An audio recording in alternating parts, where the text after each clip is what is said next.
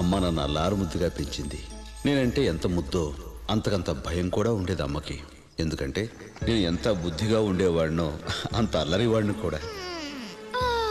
నాకు బాగా గుర్తు, ఓనాడు అమ్మా నాకు ఆకలిస్తుంది, కొంచెం తాయిలం పెట్టు. దూరంగా చిటారు కొమ్మల్లో ఓ దూరం మామిడి పండు కనిపించింది. నోరూరింది, వెంటనే తినాలనిపించింది. అంతే, ఝామ్మని ఎగిరేశాను. మామిడి పండు తినేస్తాను. మామిడి పండు ఏది? ఎగిరిపోయింది.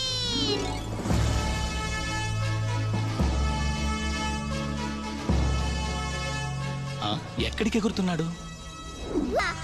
అమ్మో, సూర్యుడి వైపుకే. అదిగో అక్కడుంది మామిడి పండు. అనూరా, ఎవరది ఇటువైపు వస్తున్నాడు? అయ్యో, మీ వేడికి కాలి మాడిపోతాడు. అనూరా, రథాన్ని ఆపు. మనం ఆగినా